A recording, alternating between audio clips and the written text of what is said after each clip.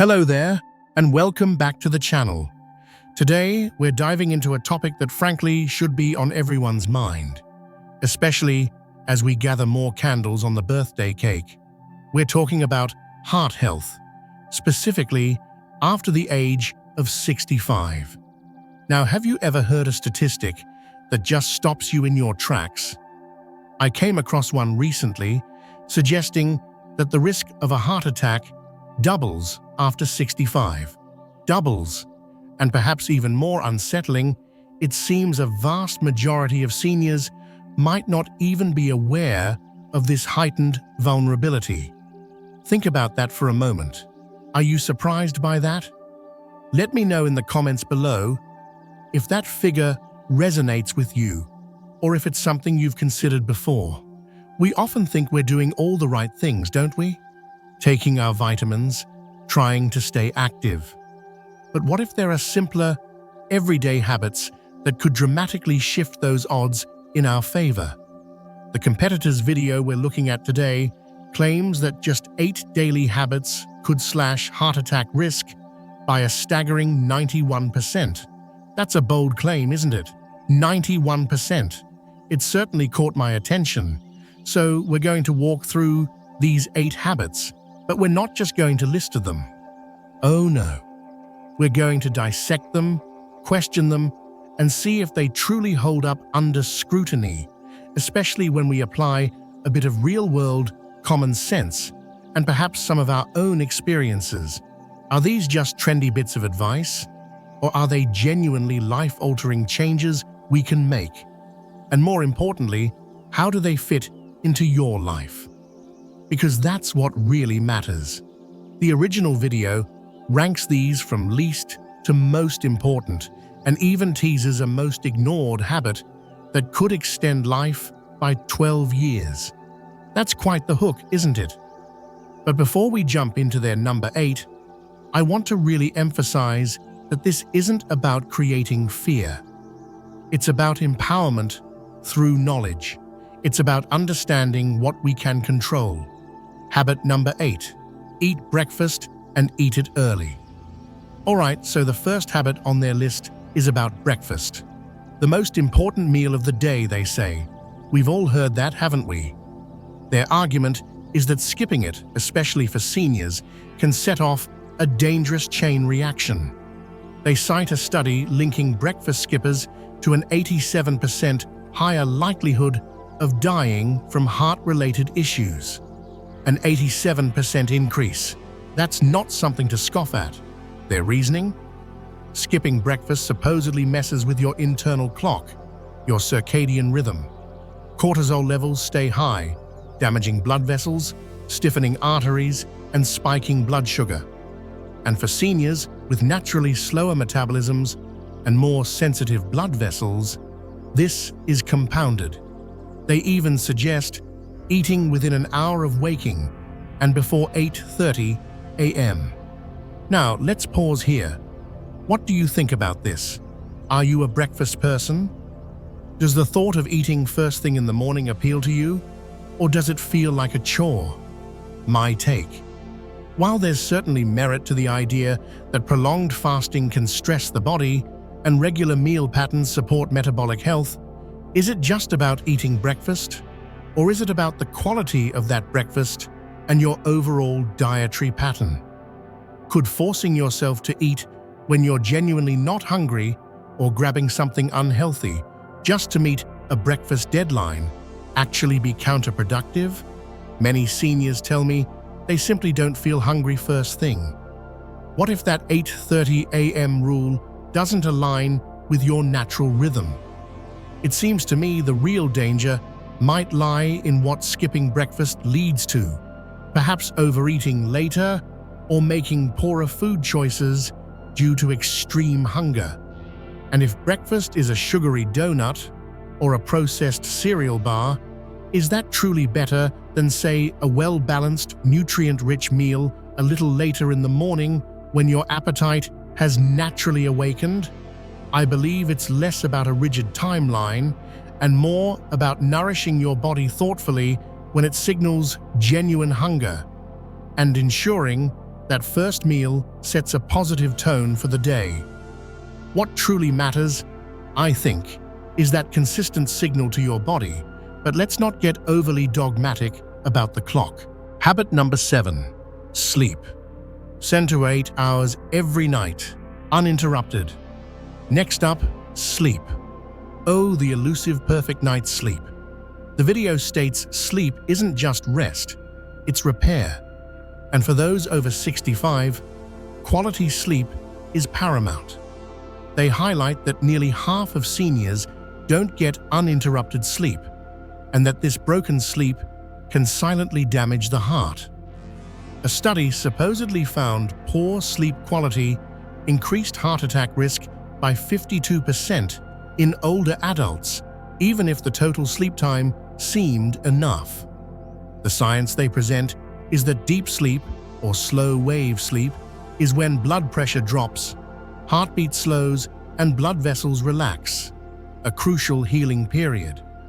Waking up disrupts this, elevates cortisol, and can lead to blood pressure dipping failure. They also mention that melatonin levels naturally decrease with age. Their advice? Consistent bedtimes, avoid screens, no large meals late, and consider magnesium or low-dose melatonin. Again, sound advice on the surface. But let's be real. How many of you find getting 7 to 8 uninterrupted hours a night to be a challenge? It's one of the most common complaints I hear, and the anxiety about not getting enough sleep can, ironically, keep you awake, can't it? While a consistent sleep schedule is undeniably beneficial, what about those nights when your mind races, or pain flares up, or yes, those inevitable bathroom trips? These are real-life issues. Perhaps the focus should be less on hitting a specific number of uninterrupted hours, which can feel like immense pressure, and more on optimizing sleep hygiene to improve the quality of the sleep you do get.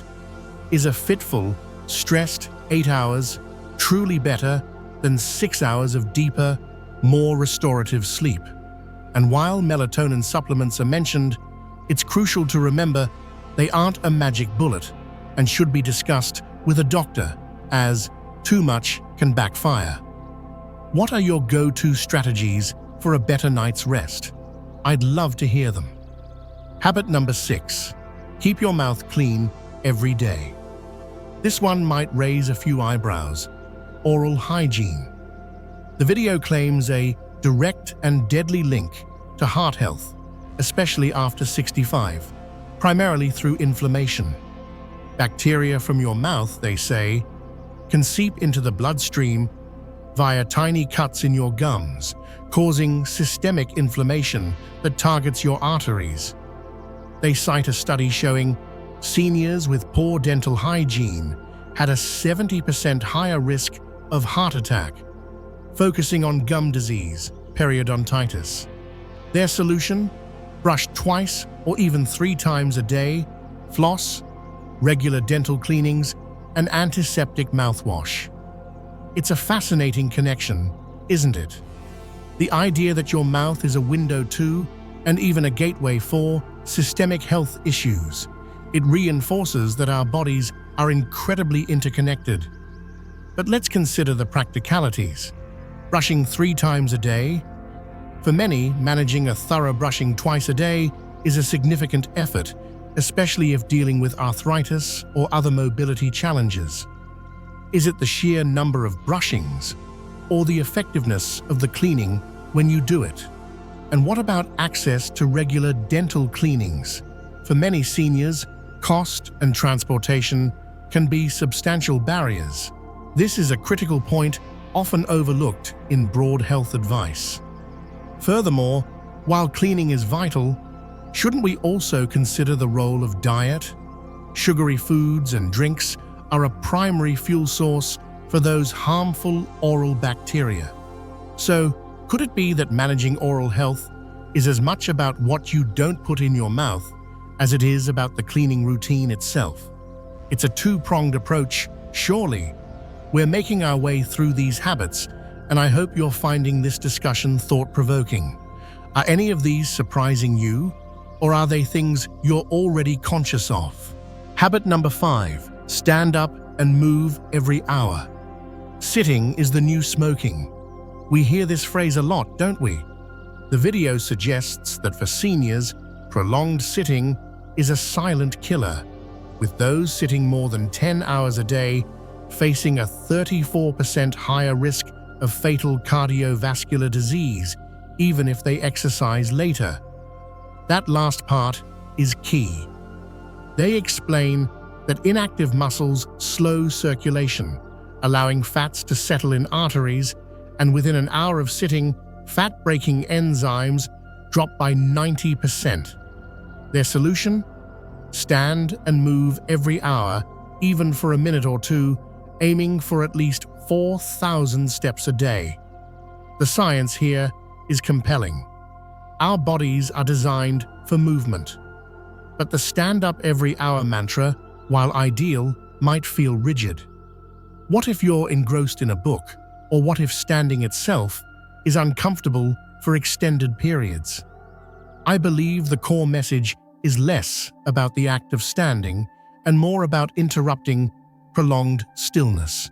Could gentle seated exercises, regular fidgeting, or even just shifting positions frequently offer some benefit if standing every hour isn't feasible? And that 4,000-step goal. For someone who is largely sedentary, perhaps due to chronic conditions, that number can seem like climbing Mount Everest. Could this create discouragement rather than motivation? Perhaps a more empowering message is that any increase in movement from your baseline is beneficial. Start small, celebrate those small victories, and gradually build up. The enemy isn't necessarily sitting itself, but uninterrupted sitting for excessively long periods. What small movements can you incorporate into your daily routine without it feeling like a monumental task? Habit number 4, stay connected to people you care about. This habit touches the heart, literally and figuratively. Loneliness, the video states, can break your heart, increasing heart disease risk by 33% in seniors and the chance of dying from a heart attack by 45%. It's not just about lifestyle choices. Loneliness itself triggers chronic stress pathways, raising cortisol and stiffening arteries. Social connection, conversely, lowers stress hormones and reduces inflammation. The advice: nurture quality connections, even brief ones, and consider virtual means if in-person is difficult. This is so incredibly important and often underestimated in its physical impact. We are social creatures, but what does connection truly mean, especially as life circumstances change? Is a fleeting social media interaction enough, or does it require deeper, more meaningful engagement? For many seniors, opportunities for social interaction can dwindle. Friends move, loved ones pass, mobility can become a challenge. The emphasis on quality over quantity is spot on. But sometimes the biggest barrier is taking that first step to reach out, isn't it? It requires vulnerability. Perhaps the advice should also include encouragement for communities to create more accessible and welcoming spaces for seniors to connect, and for individuals to find the courage to initiate those calls, join those groups, or even just offer a warm greeting to a neighbor. It's about fostering a sense of belonging and being valued. How do you maintain your social connections? Share your ideas. They might help someone else. Habit number 3, cut back on added sugar, especially in drinks. Sugar. It's a topic that gets a lot of attention, and for good reason. The video highlights that sugar doesn't just cause weight gain, it hardens your arteries. They report that seniors drinking 1 or more sugary beverages daily have a 27% higher risk of dying from heart disease, as added sugar inflames blood vessels and damages their lining. The American Heart Association's modest recommendations for added sugar are often dwarfed by actual intake. The fix: ditch sugary drinks, read labels vigilantly, and focus on whole foods.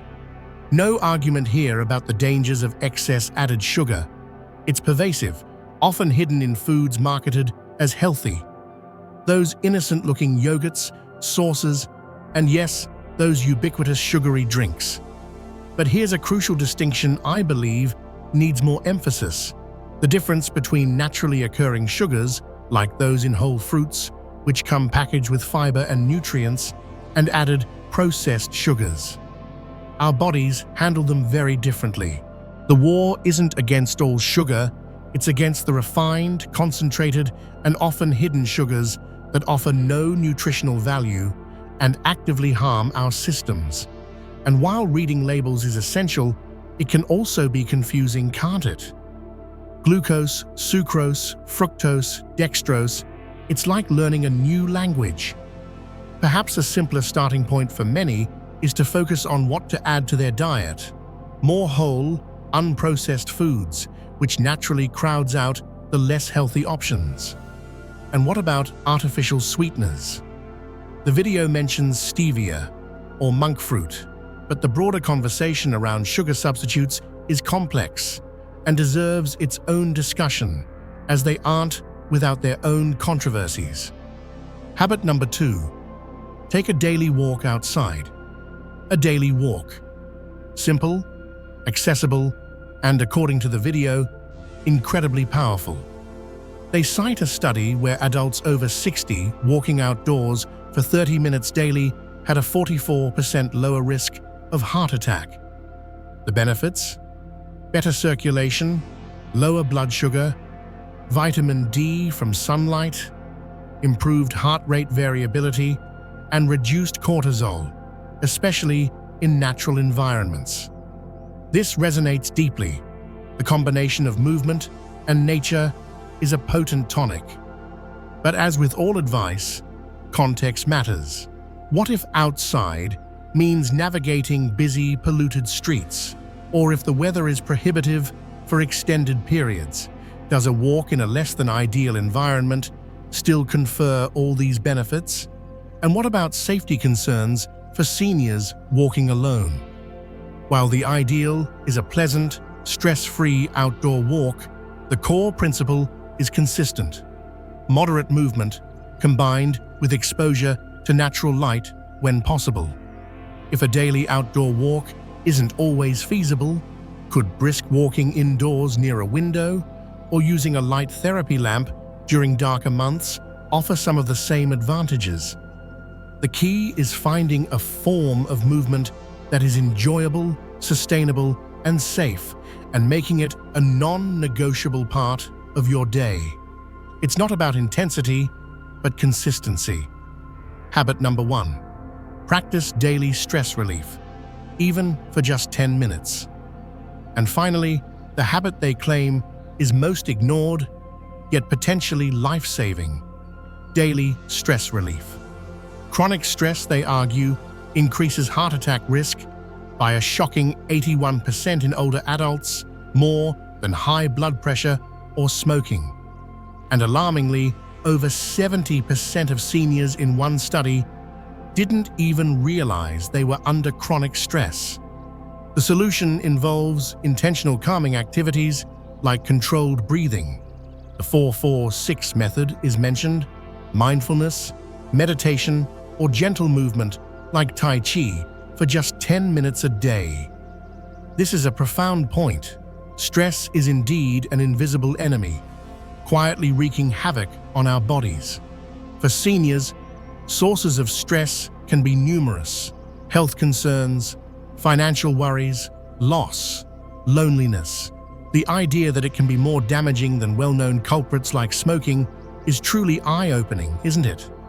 But stress relief can feel like another item on an already long to-do list. The challenge, I believe, isn't just knowing what to do, but finding what genuinely works for you and then integrating it into your life consistently. For some, it might be prayer or quiet reflection. For others, engaging in a hobby like gardening, painting, or listening to music. The 4-4-6 breathing is a simple, powerful tool, but like any tool, it only works if you use it. The real magic lies in that intentional pause, that conscious decision to shift your nervous system from fight or flight to rest and digest. What's your 10-minute sanctuary from stress? This might be the most personal and crucial habit of all. So, there you have it, a closer look at these 8 habits.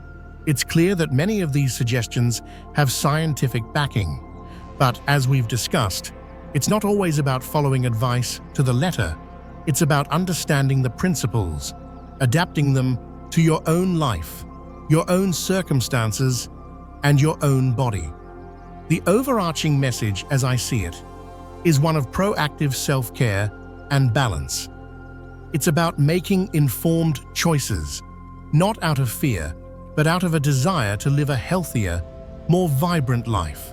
Small, consistent changes can indeed lead to massive results. What are your thoughts? Which of these habits resonated most with you, or which ones do you think need more nuanced discussion? I genuinely want to hear from you. Please share your experiences and insights in the comments below. Your journey and your wisdom are valuable to this entire community. If you found this discussion helpful, please give this video a thumbs up, share it with someone who might benefit, and of course, subscribe to the channel for more content designed to help you live your healthiest life on your own terms.